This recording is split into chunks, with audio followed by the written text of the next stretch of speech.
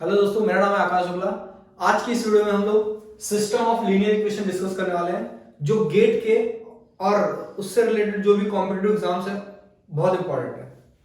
System of linear equation को discuss करने से पहले हम लोग कुछ बेसिक टर्मिनोलॉजी है जिसको देखते हैं। देखो, सिस्टम ऑफ लीनियर इक्वेशन के पहले हमने मैट्रिक्स देखा। मैट्रिक्स क्यों देखा? मैट्रिक्स एक मेथड है जो सिस्टम ऑफ लीनियर इक्वेशन को सॉल्व करके देता है। ठीक है, इसके लिए हम लोग मैट्रिक्स पढ़ते हैं और मैट्रिक्स बहुत इंपॉर्टेंट भी बन जाता है।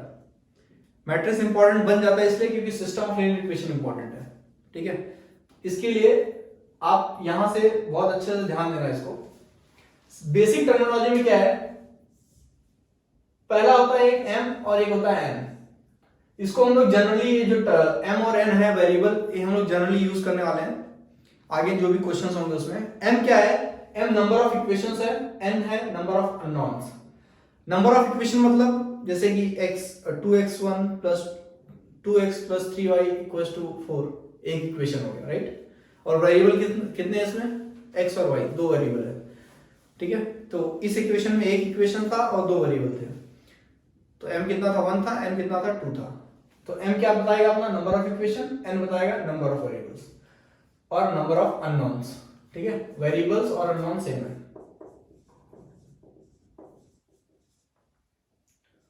ठीक है, सेकंड है नॉन होमोजेनियस इक्वेशन क्या होता है और होमोजेनियस इक्वेशन क्या होता है। देखो, ax इक्वल्स टू b, अगर इस फॉर्मेट में आपका इक्वेशन है, ठीक है, तो उसको हम क्या बोलेंगे, non homogeneous equation. ax equals to 0, अगर इस फॉर्मेट पर आपका इक्वेशन है तो हम उसको बोलेंगे होमोजेनियस इक्वेशन।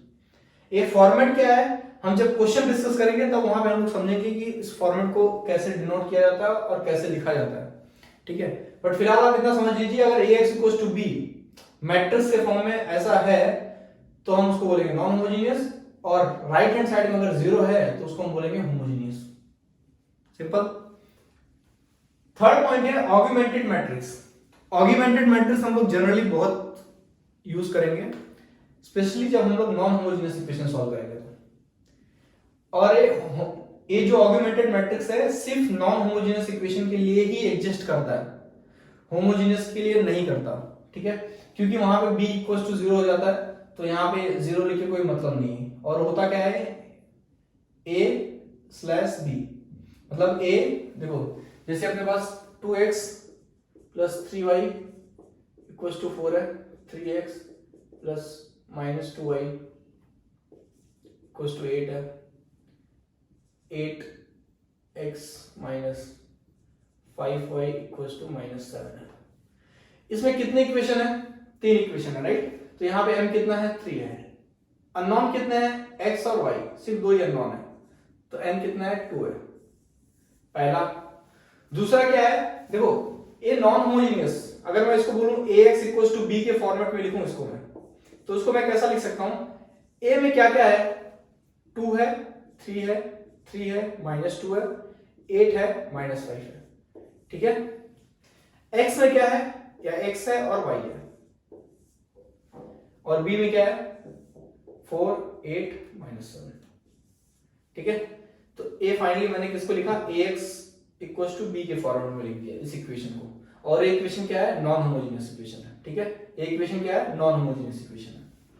ठीक है, होमोजेनियस इक्वेशन में क्या होगा कि जो b के साइड जो भी है सारे एलिमेंट्स, a 4, 8, 7 सारे क्या होंगे, 0 होंगे, तो यहाँ पे सारे 0 हो जाएंगे।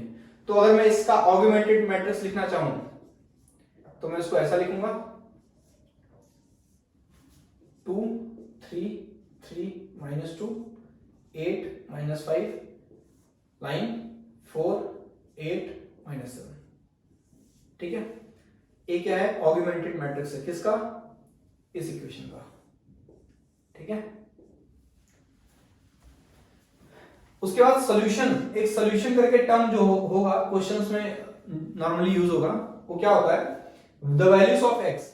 तो x और y के जो वैल्यूज मिलेंगे ना उनको हम बोलेंगे सॉल्यूशन ऑफ दिस इक्वेशन।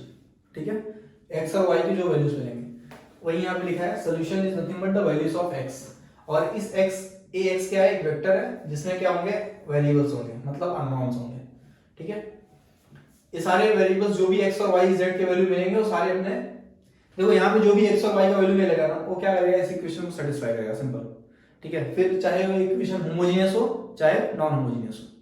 फिलहाल ये नॉन होमोजीनियस है, तो जो भी इसका एक्स और वाई का वैल्यू मिलेगा और इस इक्वेशन को सेटिस्फाई करेगा उसको हम क्या बोलेंगे, solution, solution of this equation. ठीक है, therefore solution is nothing but the values of x which satisfies ax equals to b और ax equals to 0। दो ही टाइप के इक्वेशन होते हैं, एक होमोजीनियस एक नॉन होमोजीनियस। ठीक है, तो जो भी वैल्यू ऑफ x सेटिस्फाई करेगा करस्पॉन्डिंग इक्वेशन को उसको हम बोलेंगे सोल्यूशन। दो और बहुत मोस्ट इंपॉर्टेंट टर्म्स हैं जिनको हम बोलते हैं इनकंसिस्टेंट और कंसिस्टेंट। ये दोनों होते क्या है, देखो ये दोनों बहुत यूज होंगे तब जब तक हम लोग लीनियर इक्वेशन सॉल्व करेंगे, और लीनियर इक्वेशन में भी होमोजेनियस इक्वेशन जो होंगे उनके लिए जनरली ये दोनों टर्म्स यूज होंगे। और ये दोनों टर्म्स क्या है, इनकंसिस्टेंट और कंसिस्टेंट। इनकंसिस्टेंट मतलब क्या होता है कि system has no solution, system के पास कोई सॉल्यूशन नहीं है। कौन सा सिस्टम, नॉन होमोजेनियस सिस्टम या फिर होमोजेनियस सिस्टम, जो भी ले लो, ये दोनों क्या है, सिस्टम है, राइट। अगर इनकंसिस्टेंट टर्म यूज हो रहा है इसका मतलब है कि उस सिस्टम में, उस इक्वेशन में कोई सॉल्यूशन नहीं है, so system has no solution. अगर कंसिस्टेंट टर्म यूज हो रहा है तो इसका मतलब है कि system has at least one solution, मतलब एक है या तो एक से ज्यादा है बट कम से कम एक है। सो कंसिस्टेंट मतलब system has at least one solution, inconsistent मतलब सिस्टम हैज नो सॉल्यूशन। ये दोनों टर्म हम लोग normally non homogeneous system of equation के साथ यूज करेंगे। ठीक है, तो नॉन होमोजेनियस सिस्टम इक्वेशन को समझते हैं। जैसे कि मैंने बताया है कि non homogeneous system of equation को इस फॉर्म में डिनोट करते हैं, ax इक्वल्स टू b के फॉर्म में। ठीक है, यहां पे अगर आपको पूछ लिया, जैसे कि अभी एक एग्जांपल यही है, अगर आपको इसी इक्वेशन में पूछ लिया कि find whether this equation is consistent और नॉट कंसिस्टेंट। देखो ऐसा क्वेश्चन पूछेगा नहीं क्योंकि गेट एग्जाम में ऑप्शंस आते हैं, राइट। तो ऐसा क्वेश्चन दे देगा आपको और ऑप्शंस दे देगा। ऑप्शन में देगा equation is consistent, equation is not consistent, ठीक है ना। और ऑप्शन क्या दे सकता है, equation has unique solution, equation has infinite solution. चार ऑप्शंस दे सकता है, चार ऑप्शन पॉसिबल है नॉन होमोजेनियस में, सारे दे सकता है। यूनिक सॉल्यूशन को जीरो सॉल्यूशन बोलते हैं और नॉन जीरो सॉल्यूशन को हम लोग इनफिनिट सॉल्यूशन बोलते हैं। ठीक है, ये सब क्या होता है हम समझते हैं पहले। तो ax इक्वल्स टू b, अगर मैं इस इक्वेशन को लिखना चाहूं ax इक्वल्स टू b के फॉर्मेट में, तो जैसा मैंने लिखा था पहले, क्या था 2 3 8 3 -2 -5, right, and then x and y and then b 4 8 -7। ठीक है, ये क्या है, non homogeneous system of equation है। तो अगर हमें पूछा कि find whether this equation is consistent और नॉट, तो सिंपल है, कंसिस्टेंट के लिए मैंने यहां पे डेफिनेशन लिखा हुआ है, find out rank of this augmented matrix, मतलब rank of augmented matrix. Rank आपको फाइंड आउट करने आता है, ऑगमेंटेड मैट्रिक्स आपको पता है, राइट। तो ऑगमेंटेड मैट्रिक्स ऐसे लिखेंगे हम लोग 2 3 8 3 -2 -5 4 8 -7, and rank of A is this is A matrix, right, A है।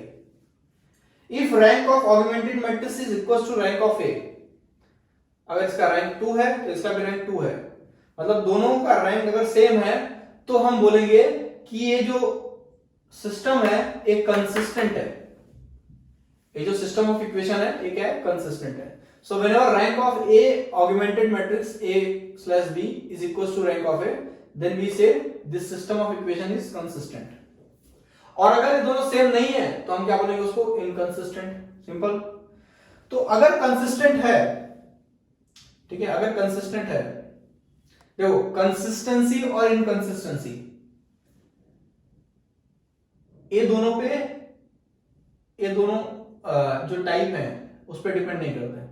ठीक है, आपको ऑप्शन में कंसिस्टेंट बोलेगा, इनकंसिस्टेंट बोलेगा, तो कंसिस्टेंट आप डायरेक्टली ऑगमेंटेड मैट्रिक्स और जो मैट्रिक्स अपने पास ए होगा उसको लेके आप चेक कर सकते हो, और सेम इनकंसिस्टेंसी भी चेक कर सकते हो उसका उससे। ठीक है, बट अगर आपको पूछा कि ऑप्शन में जीरो सॉल्यूशन और इनफिनिट सॉल्यूशन दे दिया तो उसके लिए आपको ए फाइंड आउट करना पड़ेगा। देखो अगर रैंक एन आ गया, मतलब किसका रैंक एन आएगा, ये देखो इसका जो इक्वेशन मिलेगा ना आर, इसको हम बोलेंगे रैंक। ठीक है ना। अगर इक्वेशन कंसिस्टेंट है, सिंपल, अगर कंसिस्टेंट है तो, और उसका रैंक इक्वल टू एन है, उसका रैंक कितना है, एन है, ठीक है। या फिर अगर स्क्वायर मैट्रिक्स है आपके पास, अगर ए है आपके पास और स्क्वायर मैट्रिक्स है, तो आप directly determinant not equal to zero find out करेंगे। अगर आ गया नॉट इक्वल टू जीरो, तो हम क्या बोल सकते हैं, उसका जो स्क्वायर मैट्रिक्स है उसका रैंक क्या है, जो उसका ऑर्डर है, मतलब एन, ठीक है ना। तो ए स्पेशल केस है सिर्फ स्क्वायर मैट्रिक्स के लिए। बट इन जनरल कंसिस्टेंट अगर है आपका इक्वेशन, मतलब rank of augmented matrix equals to rank of A equals to r equals to rank, मतलब सेम है एक टर्म। अगर r इक्वल्स टू n है, n क्या है, number of unknowns, r equals to n है, तो हम क्या बोलेंगे, इट हैज यूनिक सॉल्यूशन। जो सिस्टम रहेगा उसके पास यूनिक सॉल्यूशन है। यूनिक सॉल्यूशन मतलब only one solution, unique solution मतलब एक ही सॉल्यूशन है, या फिर इसी को हम लोग जीरो सॉल्यूशन भी बोलते हैं। देखो यहां पे रैंक इक्वल्स टू n है ना, बट अगर रैंक लेस देन n रहा तो r इक्वल्स टू n, ठीक है। देखो रैंक हम लोग किसका फाइंड करेंगे, a का कि ऑगमेंटेड मैट्रिक्स का, मैंने बताया आपको यहाँ पे दोनों का फाइंड आउट करना है। Augmented matrix equals to rank of A equals to rank होता है, ठीक है ना। तो आपको इसका रैंक फाइंड आउट करना है, ऑगमेंटेड मैट्रिक्स और ए का, इन दोनों का अगर रैंक सेम आया, अगर इन दोनों का रैंक सेम आया तो आप क्या बोलेंगे, सॉरी, इन दोनों का rank equals to number of unknowns अगर आया तो आप बोलेंगे यूनिक सॉल्यूशन है, और अगर रैंक लेस देन एन आया तो आप क्या बोलेंगे, इनफिनिट सॉल्यूशन है। इनफिनिट सॉल्यूशन मतलब नॉन जीरो सॉल्यूशन, ठीक है ना। इनफिनिट सॉल्यूशन के बदले में नॉन जीरो सॉल्यूशन भी टर्म यूज कर सकता है। देखो एक नोट मैंने यहाँ पे लिखा है जो बहुत इंपॉर्टेंट है, और इसके ऊपर भी बहुत सारे क्वेश्चन पूछे जाते हैं। क्वेश्चन में कभी भी ऑप्शन में दे देता है कि only two solution exist, only three solution exist. ये सारे क्या है, ये सारे क्या है, finite number of solutions, right. तो याद रखना, या तो इनफिनिट सॉल्यूशन एग्जिस्ट करता है या तो यूनिक सॉल्यूशन एग्जिस्ट करता है, मतलब या तो एक करता है या तो बहुत ज्यादा करता है, बट 2 3 4 नहीं करता, मतलब finite number of solution never exist. तो मैंने नोट यहां पे लिखा है, finite number of solutions will never exist, ठीक है। So this is all about non homogeneous system of equations. ये जो नोट मैंने लिखा है यहाँ पे बहुत इंपॉर्टेंट है। सेम इसी नोट के बेस पे हम लोग क्वेश्चन सॉल्व करेंगे non homogeneous system of equation पे, ठीक है। हम लोग इसके बाद होमोजेनियस सिस्टम ऑफ इक्वेशन को भी समझ लेते हैं कि अगर ऐसा इक्वेशन आपके पास आ गया, उसमें आप ऑप्शन को कैसे टिक करेंगे, ठीक है ना, उसमें क्या क्या टर्मिनोलॉजी यूज होती है, और होमोजेनियस सिस्टम ऑफ इक्वेशन को हम लोग कैसे सॉल्व करते हैं, वो सब हम लोग देखेंगे, ठीक है। अब देखते हैं होमोजेनियस सिस्टम। होमोजेनियस सिस्टम में क्या होता है, ax इक्वल टू 0 होता है, जैसा हमने देखा, ठीक है। ये क्या है, होमोजेनियस सिस्टम।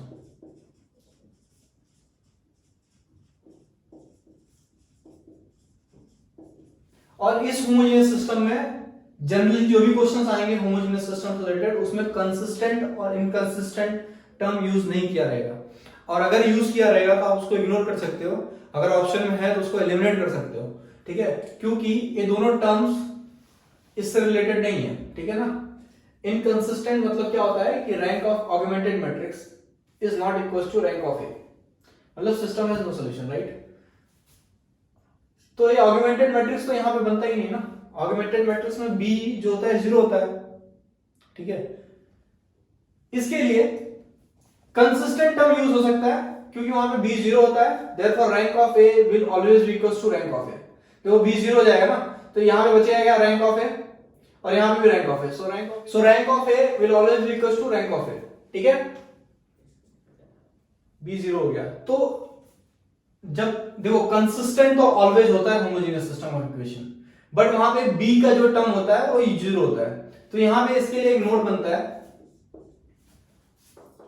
नोट क्या है, every homogeneous system of equation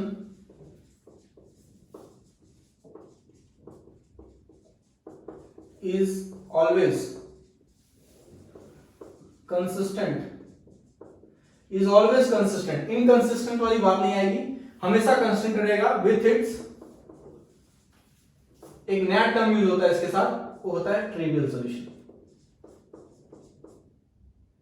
trivial solution, इसका मतलब क्या है कि जीरो सोल्यूशन। इसका मतलब क्या है कि जो लास्ट वाला वेक्टर आता है वो सारे क्या होते हैं, जीरो होते हैं। समझा?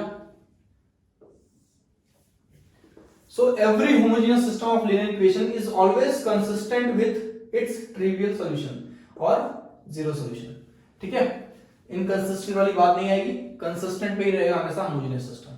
अब होमोजेनियस सिस्टम में ऑप्शन में क्या दे सकता है आपको, ट्रिवियल सॉल्यूशन की बात करेगा या तो नॉन ट्रिवियल सॉल्यूशन की बात करेगा। इनफाइनाइट सॉल्यूशन इसमें भी एग्जिस्ट करता है, जैसा होमोजेनियस नॉन होमोजेनियस में करता था।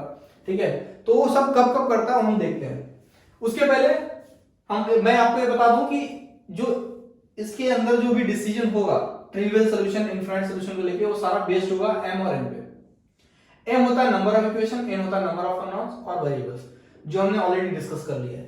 ठीक है, तो हमेशा आप याद रखो, अगर m इक्वल्स टू n है, मतलब क्या है कि number of equation equals to number of unknown है। 3 इक्वेशन है और 3 अननोन है, फॉर एग्जांपल 3 इक्वेशन 3 अननोन है, और उसका डिटरमिनेंट देखो, 3 इक्वेशन 3 अननोन है, मतलब क्या है कि स्क्वायर मैट्रिक्स है, राइट। स्क्वायर मैट्रिक्स हमेशा डिटरमिनेंट निकलता है, तो उसका डिटरमिनेंट अगर नॉट इक्वल्स टू 0 है, इसका मतलब क्या है कि रैंक इक्वल्स टू n है, या फिर रैंक आपको डायरेक्टली फाइंड आउट करने आता है, बहुत सारे मेथड उसको फाइंड आउट करने के। अगर रैंक इक्वल्स टू n आ गया, उसका रैंक, ये रैंक किसका हम लोग निकालेंगे, देखो जब नॉन होमोजेनियस सिस्टम की बात कर रहा था मैं, तो रैंक हम लोग इसका निकाल रहे थे, जो r था वो यहां से डिसाइड होता है, augmented matrix equals to a से, मतलब r नॉन होमोजेनियस सिस्टम में यहां से डिसाइड हो रहा था। बट होमोजेनियस सिस्टम में जो r होगा वो हमारा डायरेक्टली रैंक ऑफ a होगा ऑलवेज। ठीक है, r हमारा क्या होगा, रैंक ऑफ a। ठीक है, so whenever r equals to n, n मतलब number of unknowns, then only trivial solution will exist. ठीक है, जैसे कि रैंक आपको बस 3x3 का इक्वेशन मैट्रिक्स मिल गया था, मतलब 3 इक्वेशन से 3 अननोन थे, राइट। और आपने फाइंड आउट किया कि रैंक उसका 2 मिला, सॉरी रैंक उसका 3 मिला और नंबर ऑफ अननोन भी 3 थे, तो मतलब रैंक इक्वल्स टू अननोन हो गया, फिर डिटरमिनेंट नॉट इक्वल्स टू 0 मिला, तो हम लोग उस केस में क्या बोल सकते हैं, homogeneous system has its trivial solution. मतलब अगर ये ऑप्शन सेटिस्फाई किया तो हम क्या बोलेंगे, then only trivial solution will exist. But अगर डिटरमिनेंट देखो, यहां पे डिटरमिनेंट नॉट इक्वल्स टू 0 है, हो भी सकता है डिटरमिनेंट इक्वल्स टू 0 हो जाए, ऐसा भी तो हो सकता है डिटरमिनेंट इक्वल्स टू 0 हो जाए। डिटरमिनेंट इक्वल्स टू 0 हो गया, मतलब क्या है कि रैंक जो है r इज ऑल, वहां पे r लेस देन n हो जाएगा, राइट। जब डिटरमिनेंट इक्वल्स टू 0 हो जाएगा तो r लेस देन n हो जाएगा। So whenever r less than n और determinant equals to 0, then always infinitely many non trivial solution will exist. हमेशा याद रखो, जब रैंक इक्वल्स टू n रहेगा तब ट्रिवियल सॉल्यूशन एग्जिस्ट करेगा, और जब rank not equals to n रहेगा तब इनफाइनाइटली मेनी या फिर रैंक लेस देन n रहेगा। देखो नॉट इक्वल्स टू n एक सही टर्म नहीं है, whenever rank is less than n then infinitely many non trivial solution will exist. ठीक है, नेक्स्ट है क्या कि m not equals to n भी हो सकता है, राइट। यहां पे क्या था, m इक्वल्स टू n मतलब number of equation equals to number of unknowns. But ऐसा भी सिचुएशन आ सकता है जहां पे number of equations are not equals to number of unknowns. मतलब क्या कि जैसे कि 2 इक्वेशन है और 3 अननोन है, मतलब 2 इक्वेशन है आपके पास और 3 वेरिएबल की इक्वेशन है, तो वहां पे m क्या हो गया 2 और n 3 हो गया, तो वहां पे m is not equals to n, right. और अगर आप देखेंगे तो m लेस देन n है, m क्या है 2 इक्वेशन, n क्या है 3 वेरिएबल्स, तो m is less than n। अगर ऐसा सिचुएशन आपको मिला m less than n, m not equals to n में अगर आपको m लेस देन n मिला, देखो m not equals to n में दो ऑप्शन हो सकते हैं, या तो m लेस देन n या तो m ग्रेटर देन n। ठीक है ना, m इक्वल्स टू n अगर रहा तो हमने ऑलरेडी यहां पे कवर कर लिया। अब या तो लेस देन n होगा या तो ग्रेटर देन n होगा, तो ये दोनों m not equals to n में आएंगे। So m not equals to n अगर रहा तो आपके पास दो कैटेगरी आ जाती है, वहां पे आप देखो कि m लेस देन n है क्या। m लेस देन मतलब number of equations are less than number of unknowns. अगर ऐसा है तो हमेशा then infinitely many non trivial solution will exist. देखो हमेशा देखो, यहां पे लेस देन n है, यहां पे भी लेस देन n है, यहां पे भी लेस देन n है, जहां पे भी लेस देन n आया वहां पे हमेशा infinitely many non trivial solution will exist. हमेशा याद रखो, जहां पे भी लेस देन n आया। दूसरा, जहां पे भी रैंक इक्वल्स टू n आया, जहां पे भी रैंक इक्वल्स टू n आया वहां पे हमेशा याद रखना ट्रिवियल सोल्यूशन विल एग्जिस्ट। देखो यहाँ पे भी रैंक इक्वल टू एन आया तो ट्रिवियल सोल्यूशन एग्जिस्ट कर रहा है, ठीक है ना। बट आप याद रखो कि जब भी m लेस देन n रहेगा तो infinitely non trivial solution will exist. दूसरा हो सकता है m greater than n। m greater than n मतलब कि नंबर ऑफ इक्वेशंस समझो कि 5 है और नंबर ऑफ अननोन्स 3 है, ठीक है। नंबर ऑफ इक्वेशन आपके पास 5 है और नंबर ऑफ अननोन्स 3 है, तो उस केस में क्या हो सकता है कि जैसे कि देखो 2x + 3y - z = 0, 3x - y + 3 = z = 0, 4x - 3y + 2z = 0, 3x - 2y + z = 0, right. समझो कि आपके पास 4 ही नंबर ऑफ इक्वेशन है और 3 वेरिएबल्स है, राइट, 3 नंबर ऑफ अननोन्स है। तो यहां पे क्या है कि m is greater than n, right. इस इक्वेशन में m greater than n, m कितना है 4 है और n 3 ही है, तो m ग्रेटर देन n है तो वहां पे रैंक इक्वल टू n का पॉसिबिलिटी है, ठीक है ना। अगर आप रो इकोलॉन फॉर्म से इसको सॉल्व करेंगे तो हो सकता है कि एक रो जो रहेगा वो 0 रो बन जाए, बाकी 3 रो नॉन जीरो रो रहे, ठीक है ना। तो 3 रो अगर नॉन जीरो रहेंगे तो वहां पे क्या हो जाएगा, रैंक 3 हो जाएगा और that rank will be equal to number of unknown variables.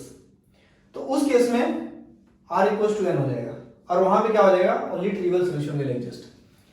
और अगर r लेस देन n हो गया तो हमेशा याद रखो इनफिनिटली मेनी सॉल्यूशन एग्जिस्ट। एक बार मैं फिर से बोलूंगा आपको कि जब भी लेस देन n रहेगा, जहां पे भी देखो यहाँ पे एक यहाँ पे है, यहाँ पे है और यहाँ पे है, तो हमेशा याद रखो कि non trivial solution will exist. और जब भी इक्वल टू n रहेगा तो हमेशा याद रखो ट्रिवियल सॉल्यूशन विल एग्जिस्ट, ठीक है। और दो ही पॉसिबिलिटी, या तो लेस देन n रहेगा या तो इक्वल टू n रहेगा होमोजेनियस सिस्टम ऑफ इक्वेशन में, ठीक है। जहां पे लेस देन n रहेगा वहां पे infinitely many non trivial solution will exist, और जहां पे इक्वल टू n रहेगा वहां पे ट्रिवियल सॉल्यूशन विल एग्जिस्ट, ठीक है।